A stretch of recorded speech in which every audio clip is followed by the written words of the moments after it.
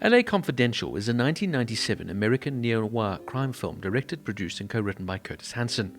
The screenplay by Hanson and Brian Helgeland is based on James Ellroy's 1990 novel of the same name, the third book in his LA Quartet series.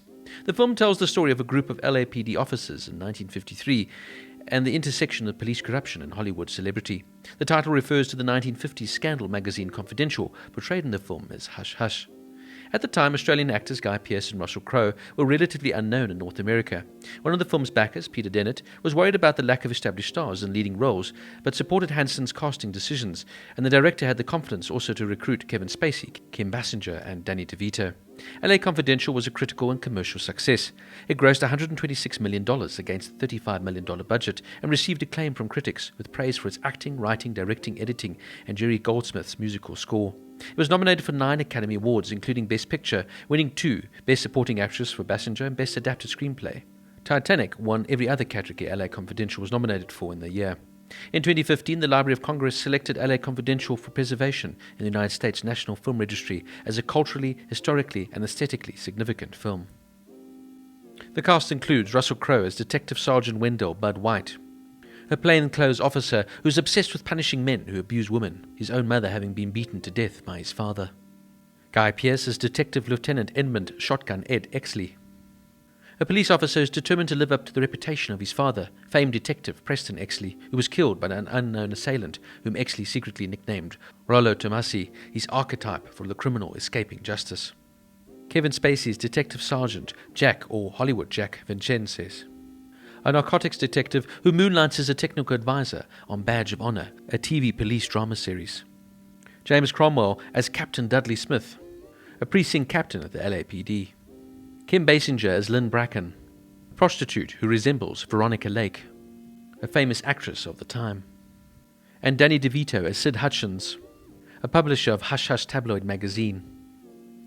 Curtis Hanson had read a half a dozen of James Ellroy's books before LA Confidential and was drawn to its characters, not the plot. He said, "What hooked me on them was that as I met them one after the other, I didn't like them, but I continued reading. I started to care about them." Ellroy's novel also made Hanson think about Los Angeles and provided him with an opportunity to set a movie at a point in time when the whole dream of Los Angeles, from that apparently golden era of the 20s and 30s, was being bulldozed. Screenwriter Brian Helgeland had been a long-time fan of Ellroy's novels.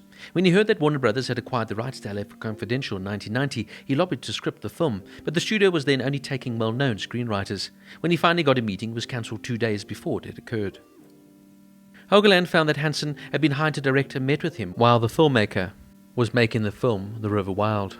They found that they not only shared a love for Ellroy's fiction, but also agreed how to adapt Confidential into a film. According to Helgeland, they had to remove every scene from the book that didn't have the 3 main cops in it, and then work from those. According to Hanson, he wanted the audience to be challenged, but at the same time, I didn't want them to get lost, he said. They worked on the script together for 2 years, with Hanson turning down jobs and Helgeland writing 7 drafts for free.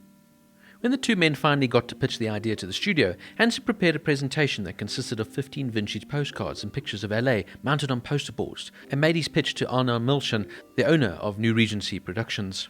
In the pitch, Hanson showed the darker side of Ellroy's novel by presenting the cover of a scandal rag, Confidential, and the famous shot of Robert Mitchum coming out of jail after his marijuana bust.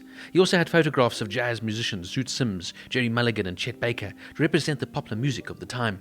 Hanson emphasized that the period detail would be in the background and the characters in the foreground. Milchan was impressed with the presentation and agreed to finance the film. Hanson had seen Russell Crowe in Romper Stomper and found him repulsive and scary but captivating. The actor had read Ellroy's Black Dahlia but not LA Confidential, and when he read the script, Crowe was drawn to Bud White's self-righteous moral crusade. Crowe fit the visual preconception of Bud. Hanson put the actor on tape doing a few scenes from the script and showed the film's producers, who agreed to cast him as Bud. Guy Pearce auditioned, and Hanson felt that he was very much what I had in mind for Ed Exley. The director purposely did not watch the actor in The Adventures of Priscilla, Queen of the Desert, afraid that it might influence his decision. As he did with Crowe, Hanson taped Pearce and showed it to the producers, who agreed he should be cast as Ed. Pearce did not like Ed when he first read the screenplay and remarked, "I was pretty quick to judge him and dislike him for being so self-righteous, but I liked how honest he became about himself. I knew I could grow to respect and understand him as a character." Milchan was against casting 2 Australians in the American period piece. Pearce wryly noted in a later interview that while he and Crowe grew up in Australia, he was born in England to a New Zealand father, while the Maori Crowe is a New Zealander too. Crowe and Pierce were also relative unknowns in North America, and Milchan was equally worried about the lack of film stars in the lead roles. But he supported Hanson's casting decisions and gave the director the confidence to approach Kim Basinger, Danny DeVito, and Kevin Spacey. Hanson cast Crowe and Pierce because he wanted to replicate my experiences of the book. You don't like any of these characters at first, but the deeper you got into the story, the more you began to sympathize with them. I didn't want actors audiences knew and already liked. Hanson would explain. A third Australian actor unknown to American audiences at the time was Simon Baker, later to star in the TV series The Mentalist, and he was cast in a smaller but noteworthy role of Matt Reynolds, a doomed young bisexual actor. He was billed as Simon Baker Denny in the film credits. Hanson felt the character of Jack Venice was a movie star among cops, and thought Spacey, with his movie star charisma, casting him specifically against type. The director was confident that the actor could play the man behind the veneer, and the man also who lost his soul, and when he gave him the script, he told him to think of Dean Martin while in the role. Hanson cast Basinger because he felt that she was the character to me. He said, "What beauty today could project the glamour of Hollywood's golden age better than Basinger?" Now, the film's plot is intricate and well crafted, with multiple layers and subplots that keep the viewer engaged throughout. The plot revolves around these three police officers: the brutal and violent Bud White, played by the superb Russell Crowe, the ambitious and ruthless Ed Exley, with a fantastic performance here by Guy Pearce, and the smooth and charismatic Jack Venice from the excellent Kevin Spacey. Each of them have their own agenda, but their paths converge when they get involved in a complex murder case that has far-reaching implications for the city's power structure. The script is sharp and intelligent, with plenty of twists and turns that keep the audience guessing until the very end. The characters are also well developed and fleshed out, with each of them having their own distinct personality and motivations. For me, though, what really makes LA Confidential a fantastic film is the acting. Each of the leads give an outstanding performance in their respective roles.